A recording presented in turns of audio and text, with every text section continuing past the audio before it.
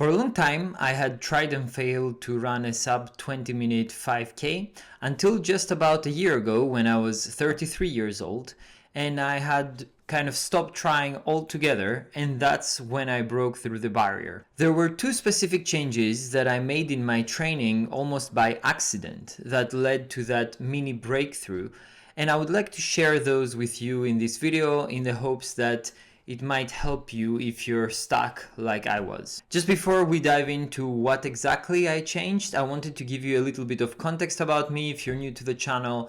I'm Theo, I'm now 34 years old and I'm a postdoc. I'm a researcher in neuroscience at the universities of Edinburgh and Cambridge. And so my job is pretty sedentary most of the time. Just so that you don't think I'm kind of a freak of nature, athletically gifted, I'm only 165 meters tall.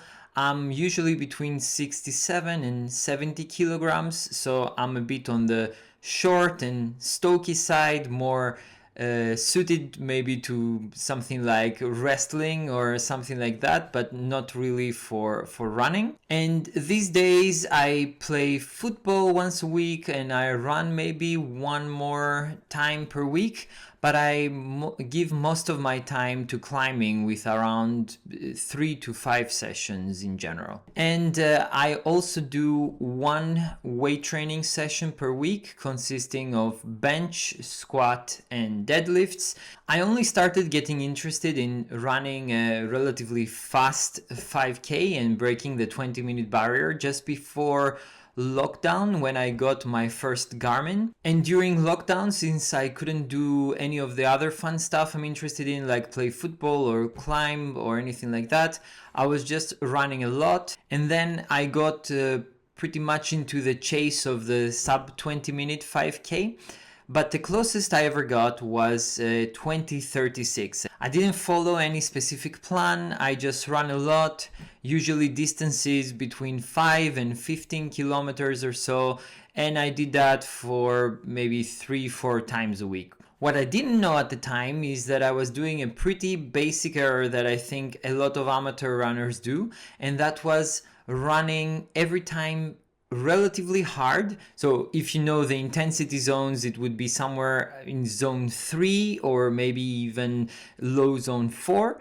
So it was never very hard so that I could push my limits, but it was never easy enough in zones 1 or 2 so that I would build my aerobic capacity. Okay, so now that we've covered my background and what kept me stuck in this middle gray zone, let's now go into the two changes that I made that allowed me to break through. So the first change that happened almost by accident is that when we moved from Cambridge back to Edinburgh, I started cycling to work as my commute.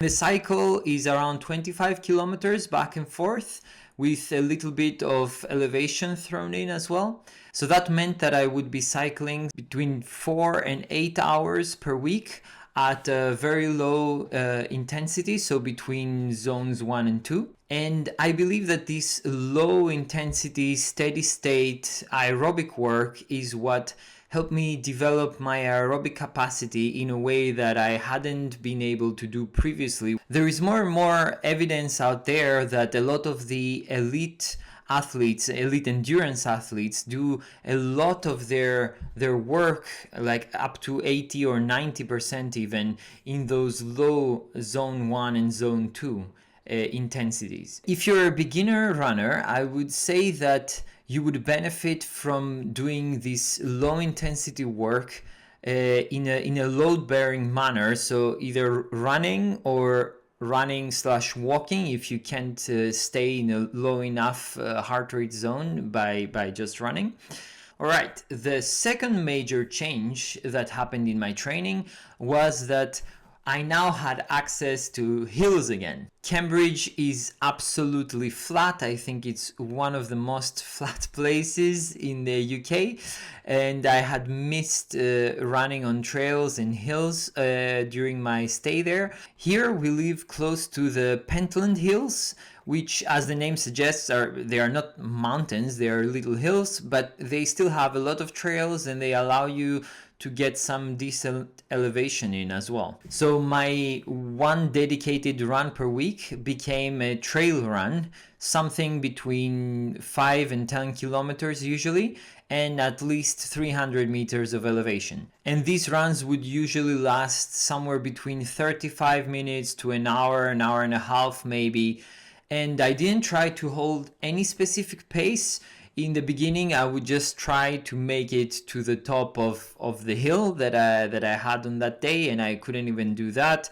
And over time, I was managing to run to the top of the hill, then I could run to the second hill, I could try to drop my time to the top of the hill, and so on. But even though my pace was super slow, nothing like a 5K pace, my heart rate would still be very high, and it would reach definitely into zone 4 towards the steep part and at the end of the hills. So bottom line, these were very intense runs, but critically they represented only a small percentage of the total volume of aerobic work I did per week. What I believe these runs gave me was, one, the necessary training at that higher intensity of effort, even though the pace, as I said, was quite slow. Second, some specific leg strength and muscle endurance that is needed for running, obviously. And third, the mental resilience to suffer through